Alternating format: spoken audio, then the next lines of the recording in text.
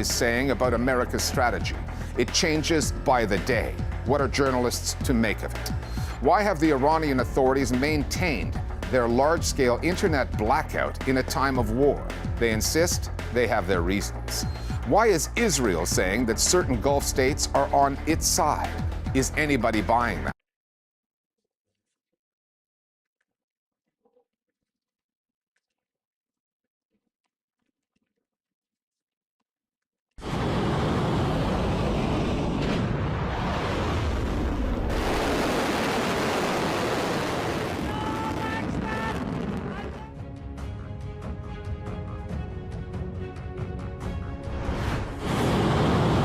A major escalation has been reported in the ongoing war between Iran, Israel, and the United States.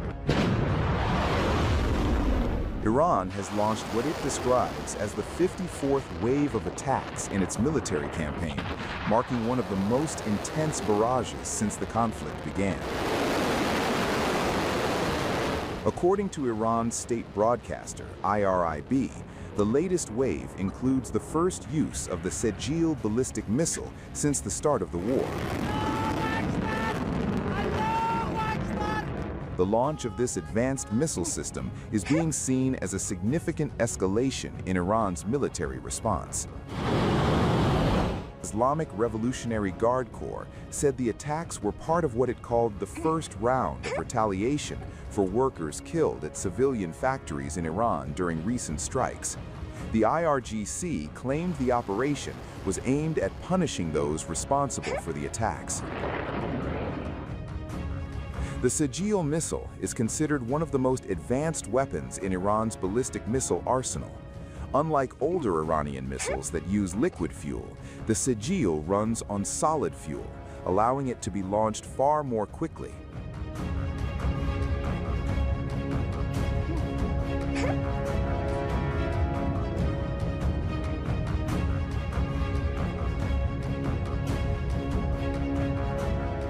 Military analysts say this capability significantly reduces warning time for targets because solid fuel missiles do not require lengthy fueling procedures before launch. As a result, launch systems can be moved frequently and fired with much shorter preparation time. The Sejil is a two-stage medium-range ballistic missile believed to have a range of roughly 2,000 to 2,500 kilometers. That range allows it to reach Israel as well as several countries across the Middle East, including Saudi Arabia, Turkey, and multiple U.S. military bases in the region.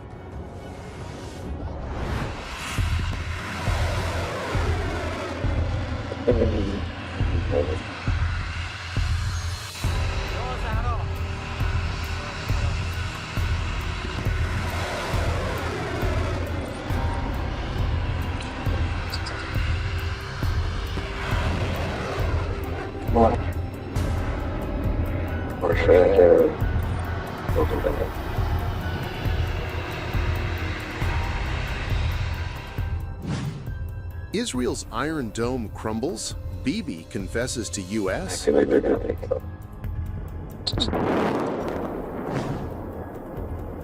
Iran's cluster warheads drain Israel's missile killers dry.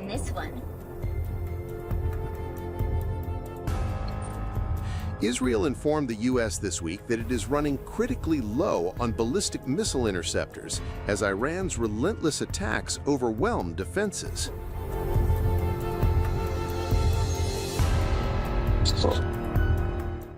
This was reported by Semaphore, which cited unnamed U.S. officials as its source. The U.S. has been aware of Israel's low capacity for months, as per the report, which further cited one U.S. official as saying, and I quote, "It's something we expected and anticipated." Round one. All of the harvests is right. Yeah. Israel had reportedly entered the current war already low on interceptors that were fired last summer's conflict with Iran. Now, the long-range defense system has strained under Iran's attacks. The situation has worsened for Israel following Iran's decision to add cluster munitions to its already deadly missiles, as reported by CNN earlier. This is likely to exacerbate the depletion of Israel's stock of missile killers. Most of Iran's ballistic missiles carry about 24 bomblets, but one of its weapons, the Khorramshahr, can be equipped with up to 80, according to experts.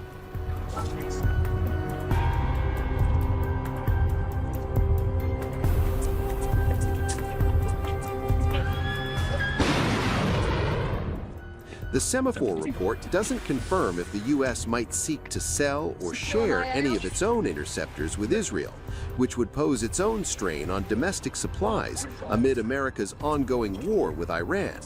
This was highlighted by another unnamed U.S. official in a statement to Semaphore. The official said, and I quote, "We have all that we need to protect our bases and our personnel in the region and our interests. Israel is coming up with solutions to address their shortage." Tehran has been retaliating to U.S. and Israeli attacks on its territory by firing missiles and drones on regional American bases and across Tel Aviv. The Semaphore report came as U.S. President Donald Trump said earlier this month that Washington has a virtually unlimited munitions stockpile. Meanwhile, reacting to the report, White House Press Secretary Carolyn Leavitt said that U.S. stockpiles are more than enough to achieve Trump's goals against Iran and beyond.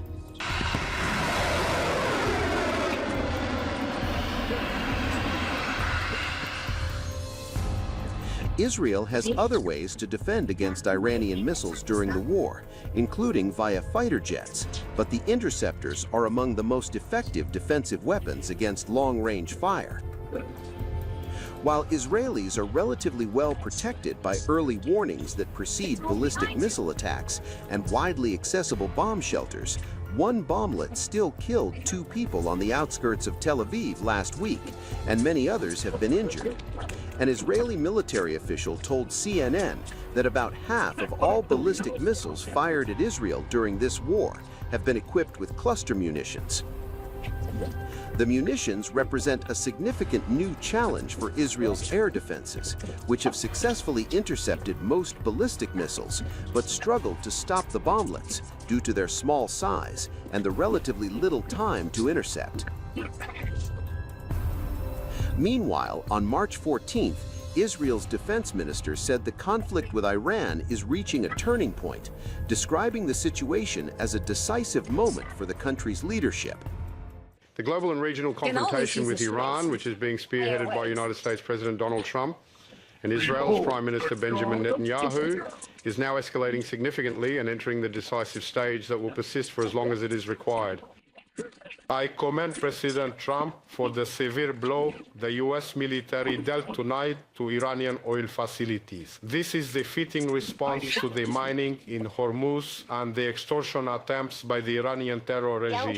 The Israeli Air Force also continues its powerful wave of attacks in Tehran and throughout Iran. Iran is employing regional and global terror and blackmail in an attempt to deter Israel and the United States from continuing the ongoing campaign, but it will be met with strong, unyielding, and uncompromising steel-like resolve. We are now entering the decisive final stretch in the struggle. It's between the regime's desperate attempts to survive, causing ever-increasing suffering to the Iranian people, and its ultimate surrender. Only the Iranian people can put an end to this through a determined struggle to overthrow the terror regime and save Iran. As Israel's interceptor crisis deepens amid Iran's ballistic onslaught, observers ask how long Netanyahu's defense stocks will hold.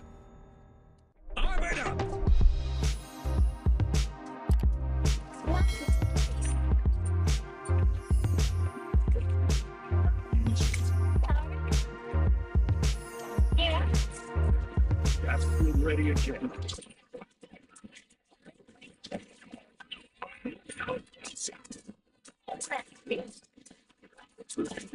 Oh, since we last spoke. Iran has launched some of the craziest attacks we've seen since this war began. Trump has declared on stage the US has already won. Jake Paul decided that in the middle of a war was the perfect time to get involved, which perhaps why he was a tad bit nervous. The forgotten supreme leader is feeling so left out that he literally has switched to single player mode and he started randomly striking some islands. We've finally got an update on how Nicolas Maduro is doing, and spoiler, not good. Conscription may be making a comeback? I mean, boy, a lot is going on right now. But the good news is that we've made it, somehow, to the end of another week. So kick your feet up, enjoy your Saturday, and let's stop the yapping.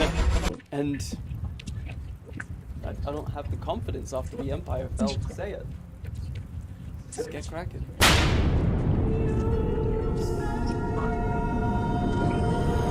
Footnote before we begin, yes, as you can see, we are not at the Empire. Today, it lays in ruins from the midweek preemptive strikes that we were forced to carry out against the forces of Mold. More about that at the end of the video. It's a tragic tale. Moving on. Okay, as has become normal in recent times, we need to start today with updates from the war. We are now officially day 14, so we're at the two-week mark. And here's the thing, based on all of the initial projections when this whole thing started, that gives us 2 weeks left before world peace is achieved.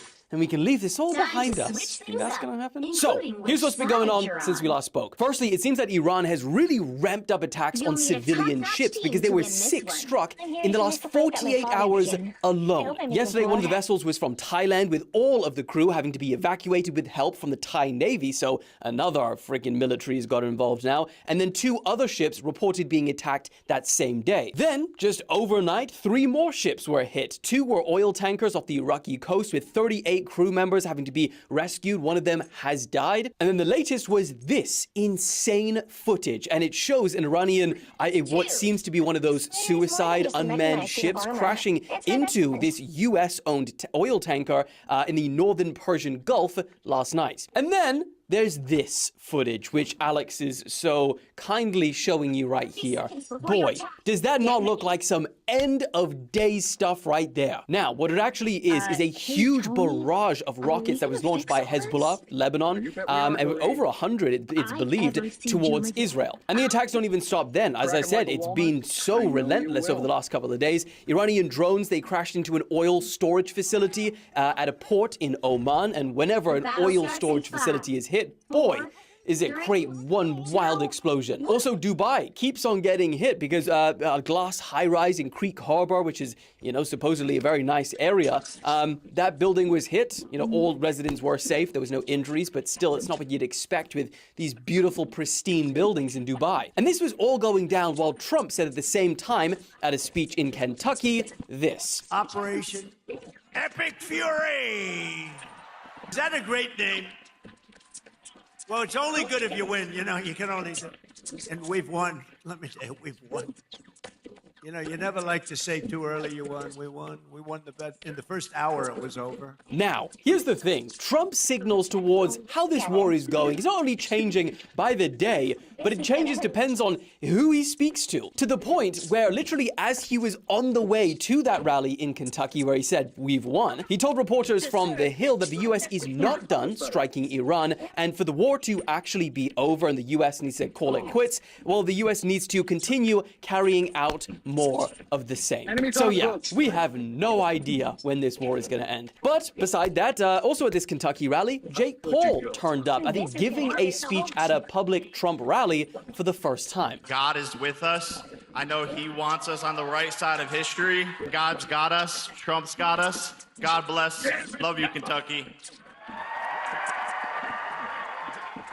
Now, it took me a few watches to kind of notice, but boy, them sweat brother was nervous. And it kind of confused me because Jake Paul is someone that has got billions of views online. He's been the center of the public eye for years. He's fought in front of thousands of people. Bro got his jaw broke in front of hundreds of millions. So you'd think a 30-second speech at a Trump rally would just be another day for him, but clearly not. And yes, I did check the weather in Kentucky, and it's not even hot right now. In fact, it's pretty cold. But then again, as we've learned from Elon Musk, for example, it doesn't matter how much you've achieved in regular life or how much stress you've been under. Politics, when you get involved in that, it's a whole other animal. I mean, it even sent Elon Musk packing. Like, brother was in there for a few months and all of his companies started going like this. And I guess it's not only that, but Jake Paul is also coming out at a time right in the middle of a huge, almost world war where over 22 different countries, as of recording, are involved. And like, let's be honest, the view of America around the world is not at its greatest right now. So yeah, Jake Paul might be used to hate comments, people clowning on him for not being a real fighter, but I think those hate comments, until you get involved into politics, then they turn into death threats. So it's, again, politics is a wild thing, man. Also, this made me laugh. I think Jake Paul is the first person I've ever seen confuse the Trump pull handshake with him pulling in for a shoulder bump. And I think that he's found a kryptonite, because if Trump ever pulls you in, you can just go for a shoulder bump. Yeah, what up, homie? And that would break all of the power moves. I wish he committed to that. Anyway, let's continue with the latest from the war. We also witness history again. I mean, is history even significant anymore nowadays? But anyway, 32 member countries of the International Energy Agency, they agreed 2 days ago the largest ever release of emergency oil reserves. And this was to calm the market. Like, you know how crazy things went with fuel prices when Russia invaded Ukraine? Well, that was a release of 182 million barrels. They released, this time, 400 million. 400 million barrels, and they're saying that this might not even touch the markets. That's crazy. And then lastly, on the war updates, CNN has been told the real reason that Iran's new supreme leader has not yet been seen in public. And he reportedly has suffered what they claim a fractured foot, lacerations to the face, and other minor injuries sustained in the US-Israeli airstrikes that killed his father on the first day. Now, what's pretty crazy about laceration to the face, fractured foot, other sources are saying something completely different. So Pete Hegseth came out and said that he was disfigured, and then Daily Mail came out and they said that they were using sources that spoke with The Sun newspaper, if you know that one. But they were claiming that instead of a cracked, broken foot, no. He said that up to 1 or 2 legs was chopped off, and that he's in a coma, and he doesn't even know that a war is happening. So, 2 massive extremes from 2 different sources. And Mujtaba Khamenei did actually give his first speech to Iran, but it wasn't read by him. It was read by a TV presenter,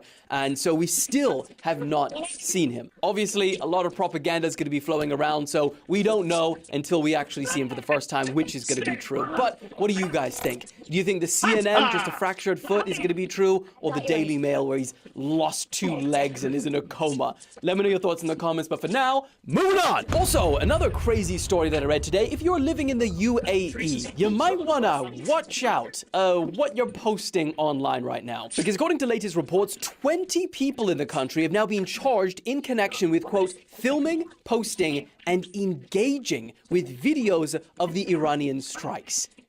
Yes, you heard that right. Engaging. What? So apparently this is a violation of the UAE's cybercrime laws, which prohibit anyone from the country to share images or footage of war, which, quote, results in inciting panic among people. It's pretty vague, I must admit. Causes rumors or disrupts public security. So I guess by posting images of drones hitting buildings and stuff, which did happen, it definitely does cause panic. But that's reality. That's what happens when you're at war. Now, this could also be in the case of sharing misinformation or fake videos of the conflict, which is a lot more fair enough. And that actually could lead to jail time, fines, and deportations. Now, one of these people that are now facing charges is a 60-year-old man from London, which presumably he was on holiday, or I don't know if he was an expat. And the crazier part about this law is that you can actually still be arrested even if you weren't the one that originally filmed and posted the visual. Because according to legal experts who specialize in Middle Eastern legal matters, quote, under UAE cybercrime laws, the person who originally posts that piece of content, they can be charged, but so can anyone who reshares it, reposts it, or comments on it. I'm reading that word for word. That seems insane. And I mean, read reading this, I think it's kind of ironic because the UAE and Dubai, they've made a big push in the last 5-10 years to bring content creators not only visit Dubai and the UAE, but move there. That's what their 10-year golden visa is. But content creators specifically, especially if you're arresting people from foreign countries, that's what they do. They are all about speaking and expressing themselves. And I mean, like, the question is, if I was to share footage, and obviously if it's real footage, would I have issues doing my style of content in Dubai? Anyone that is actually from the UAE, please share your thoughts in the comments. Would I get in trouble? Let me know your thoughts, but for now, moving on. Also, something that we spoke about previously in 2 or 3 different videos, well, it's ramping up, the individual attacks following the beginning of this conflict. In fact, the US, unfortunately, they saw not 1, but 2 being carried out in one day yesterday. So the first was a Jewish synagogue in Michigan, and that was attacked by a man who rammed a vehicle, presumably his, filled with explosives into this building, drove down the hallway, and also this building had a childcare center and a school on site. Now, the suspect has since been identified as 41-year-old Ayman Mohammed Ghazali, and he was born in Lebanon and entered the US in 2011 and became a naturalized citizen in 2016. Now, security guards opened fire on him after he rammed the vehicle into the building, which then became engulfed in flames, and I don't believe that these bombs went off, these explosives, and he also apparently had a rifle on him, which obviously he didn't use. Now, hearing all of that, you'll be surprised to hear that there was actually no deaths or real serious injuries. The security guard was actually hit by the car, but he is expected to be fine and make a full recovery. Now, the FBI have called it a, quote, targeted act of violence against the Jewish community. Now, here's where things get interesting, because authorities are now investigating certain reports that this suspect that rammed the vehicle into this building had multiple family members killed in a recent Israeli airstrike in Lebanon. There were also unverified reports that the attacker posted these images of his family before the attack. But again, we cannot confirm if these are legitimate yet. Alex, you can show them, but please blur out all of the faces. Now, if this does turn out to be true, obviously we're just recording this right now, so maybe by the time you're watching it, it does turn out to be true, then this could suggest that this was an act of retaliation for things that have happened in the Middle East. But there was a second attack, and I can't even believe that we're having to record this on the same day, but also this time in a university in Virginia. And the backstory behind this attacker is actually pretty crazy, because he is allegedly a former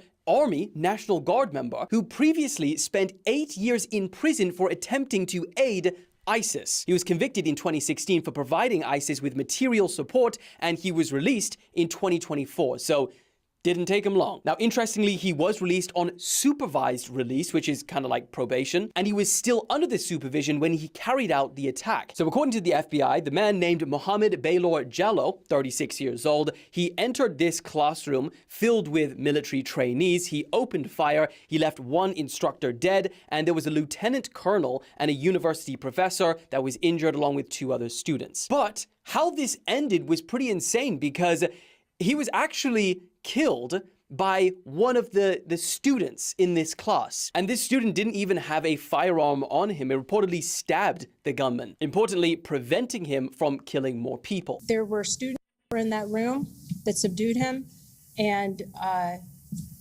rendered him no longer alive. I don't know how else to say it, but they basically were able to terminate the threat. Now, the FBI are treating this as an act of terrorism, but damn, to that student, that's a pretty huge act of bravery. But insane times we are living through, guys.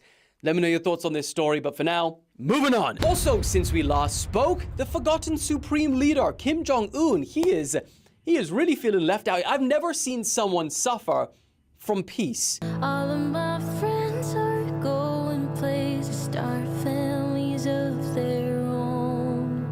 They're bringing flowers, baby. Am I the last to know this ain't a celebration?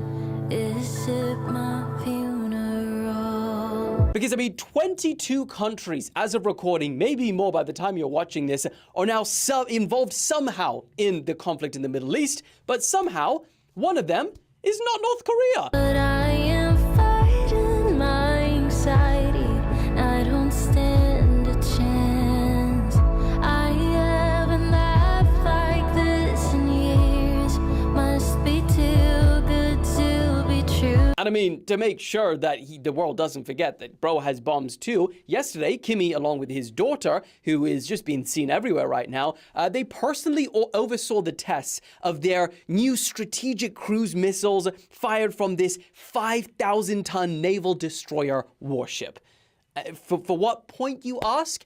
Not really any, because there wasn't anything to strike. It was just get it on camera, film it, let's just put it out there, remind the world we're still here. You know, they hit some random islands off North Korea's west coast, and the state media said it was a massive success. And even decided after to do a nice photo op together, both testing out the military's guns. Just a classic bring your daughter to work day.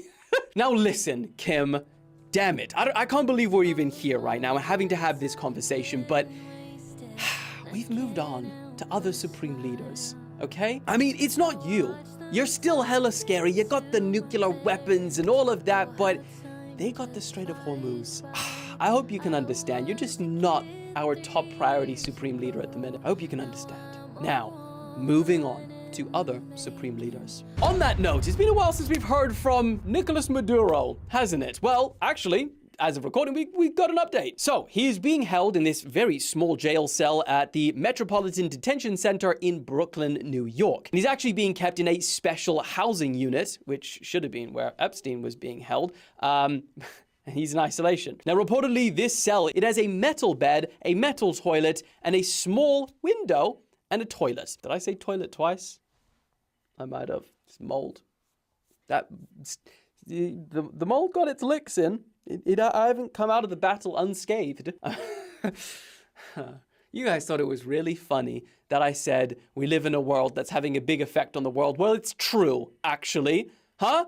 We are living in a world that's having a big effect on the world, so I stand by what I said. Anyway, back to Maduro. Apparently, he is only allowed outside his cell 3 times a week, so not even every single day, and he has to walk around in a small patio. And apparently, these conditions have been getting to Maduro because Spanish outlets are now reporting that he has been shouting from his cell every night, "I am the president of Venezuela. Tell my country I've been kidnapped, and tell my country that we are being mistreated." And by we, apparently, there is another Venezuelan individual that's being held close to Maduro, and this is according to that guy's lawyer. So yeah, it doesn't sound like he's having a great time right now before his trial, but, you know, America's now moving on to other supreme leaders, so yeah, a lot of supreme leader talk this year, huh? Anyway, thoughts in the comments. Moving on. Also, since we last spoke, with all of this talk about war and World War III, well, some recent concerning reports have now raised the question, is conscription starting to make a comeback? And Europe, we're really looking at you with this one, unfortunately. So, for the first time in 20 years, Croatia has just reintroduced compulsory military service with a targeted training about 4,000 new recruits every year from now on, and they're not the first and neither the last. Serbia have already announced their intentions to bring back conscription for the first time since 2011. After abolishing it in 2007 and 8, Lithuania and Latvia, they've brought it back too. Slovenia's opposition party, they've been calling for the same there. Germany, they announced last year that they are ready to build the strongest army in Europe again. Slightly unsettling. And they even approved a bill that stated if they don't get enough voluntary personnel joining the military by 2035, and by doing this, they're to like increase the amount that they're getting paid and all sorts. But if they don't get that, then they have a little keyword in here. They are allowed to bring back compulsory conscription is still on the table. And even for the 9 European NATO member countries that already have conscription in place, they never took it away. Well, guess what? They too are taking measures just to expand their armies. Like Denmark, they recently included women in conscription. And in Finland, they rose their upper age limit for reservists to 65. Imagine Gramps fighting alongside you in the frickin' end of days. That would be wild. And then, of course, there are lots of countries that haven't brought it back, but they are debating actively in parliament, like Poland, France, the UK, etc. So, I mean, the big question kind of is like, will people still voluntarily fight wars in the big 26 and beyond? Or will governments have to introduce mandatory conscription to get people to fight wars that they started? Moving on! Okay, this next story is seriously wild, and Alex is gonna have a run riot with this one, I'll tell you that. So a retired Air Force general has vanished, and no one has seen him for over 2 weeks. And this isn't just some old retired any officer that's disappeared. This guy held some of the most high-level sensitive roles in the US military. And I mean, he was even involved in research into UFOs. Yes, yeah, there we go. Alex is sat up on his chair. Look, Alex, he is not being abducted by aliens, which is probably the first way your mind went. Shut up. Here's what we actually know, so we can all laugh at Alex. I mean, we don't have that. We don't know if he's been abducted, but he's probably not. Here's what we know. His name is William Neal McCasland, and on the 27th of February, he left his home in Albuquerque. You got me. On foot, without his phone, without his prescription glasses, and he hasn't been seen since. Now, the FBI have joined the search for this guy because his background, of course, he knows a lot. They've contacted over 600 homes asking, has anyone seen him? All of them have said no. They've got out drones, helicopter support, ground searches, entire search and rescue teams with K9 units. Still nothing. Now, a gray Air Force sweatshirt was found about 1.25 miles from his home, but they don't even know if that was his. They presumed it's linked to him, Air Force, but there was no blood on it, so they can't confirm anything that's gone on. It's just missing a sweatshirt. Now, what makes people so suspicious about this case is that throughout his career, William has worked on major space and defense programs, including serving as chief engineer on the Pentagon's GPS program. He's directed the Space-Based Laser Project Office and also served as the director of special programs under the Secretary of Defense. And at one point, and this is the part that really is standing out to a lot of people, he even commanded the Air Force Research Laboratory at the Wright-Patterson Air Force Base. Now, for some of you, that's going to mean something. For others, it isn't. For those that this doesn't mean anything for, this is basically a base that is being at the center of conspiracy theories and speculation for a long time. One part of the base that's infamously known as Hangar 18, well, that's where a lot of UFO enthusiasts like Alex so, I don't know, Alex, you are a UFO enthusiast, and we all know it. Anyway, that's where they believe, along with Alex, that they secretly housed the US government debris from an alien aircraft during the Roswell incident. And if you want to know what the Roswell incident is, I'm sure you can just ask Alex. He'll know all about it on his channel. However, of course, the Air Force, they've denied all of those claims. And then just to add the cherry on the cake, he actually disappeared just days before Trump posted that he was going to be releasing the UFO files, which we spoke about, but they're still not out. And so basically the timing of his disappearance, right when with Trump, and this guy has had a lot of history with joining after he retired some UFO involved companies. It's all basically led to he's been abducted, gone forever. Obviously, that's not the basis that authorities are working under, and his family even posted on Facebook saying that it's unlikely anyone took him for classified secrets because he retired nearly 13 years ago. They said that Neal only had a brief association with the UFO community and that he doesn't have any special knowledge about the ET bodies and debris from the Roswell crash stored at Wright-Pat Base. What an odd thing to say. Authorities have also said they have found no evidence of foul play so far, but they are still considering all possible scenarios. A little bit of a mystery right now. But what do you guys think? Is this just an ordinary missing persons case or something bigger? Let me know your thoughts. Moving on. Also, for everyone watching this video right now, instead of traditional news on your TV, well, I want you to pat yourself on the back right now, okay? Because you are the reason for this next story. YouTube has now been confirmed to be generating more ad revenue than Disney, NBC, Paramount, and Warner Bros. Combined.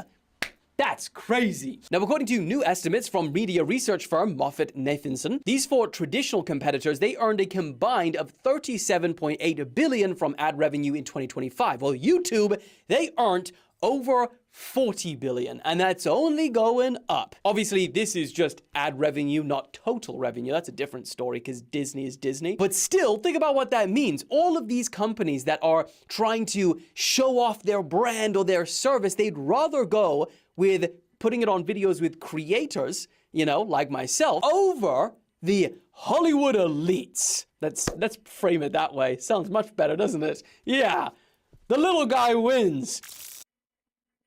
So yeah, future looking pretty bright for creators on YouTube. Moving on! And then, as always, to round out the last story of the day, some good news. Yeah, promises made, promises kept. Now, we do a lot of complaining about how horrific the internet is. Well, guess what? Sometimes it can change people's lives for the better. And this is a case of it. Random internet users from around the world have successfully raised $500,000 for this old man. Now, he went viral recently after a woman named Brittany Smith posted a video of him delivering a parcel to her door. And you see, Richard Pauly from Tennessee, he was recently forced to come out of retirement. How cruel is that? Imagine retiring thinking, sweet, I've worked all my life, now I'm done. Well, guess what?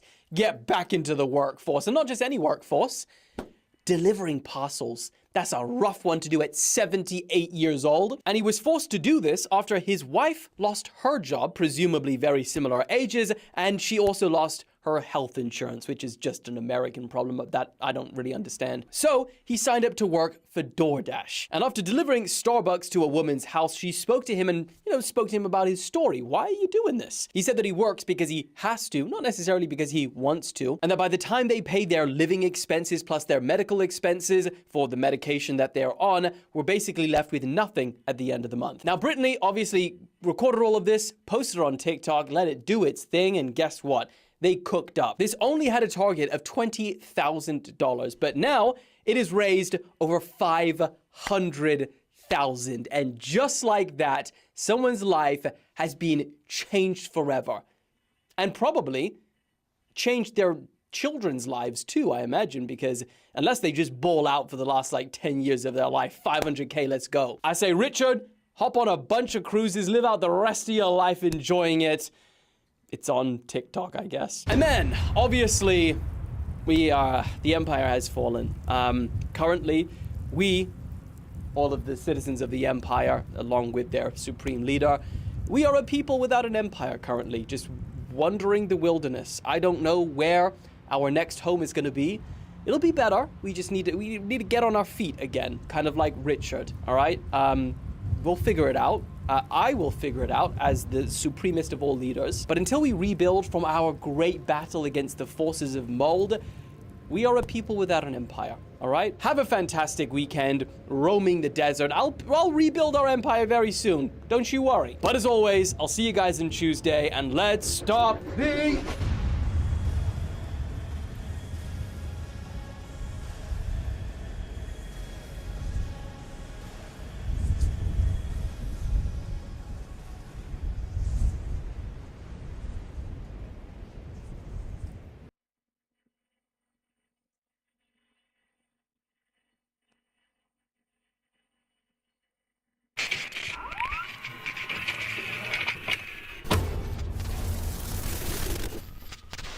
Hello everyone, my name is Sir Spooks, and today we'll take a look at 13 scary videos.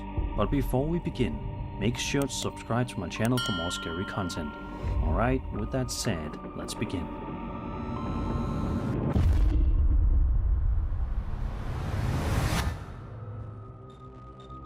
In September of 2015, a YouTuber known as X-Man Gage posted a video to his channel showing himself wandering through his house while clearly shaken by something that seems to be happening around him.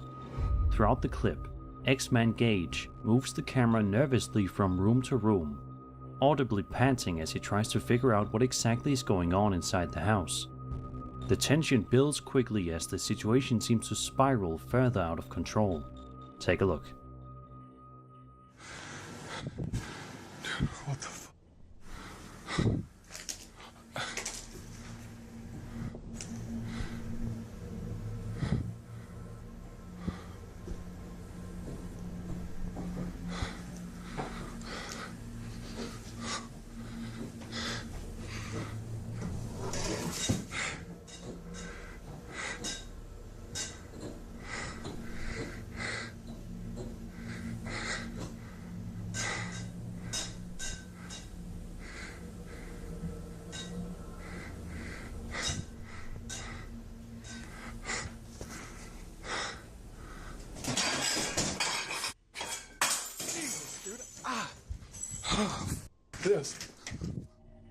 As he pans the camera around, lights can be seen flickering rapidly throughout the home. On top of that, various objects appear to be shifting or moving on their own, adding to the chaos unfolding around him. Then, just seconds before the video ends, something in the kitchen suddenly falls to the floor and shatters. At that point, the uploader clearly has had enough. He quickly runs away, leaving the mess behind as the video cuts off. Some viewers believe the activity shown here resembles classic poltergeist behavior. Flickering lights, objects moving, and sudden disturbances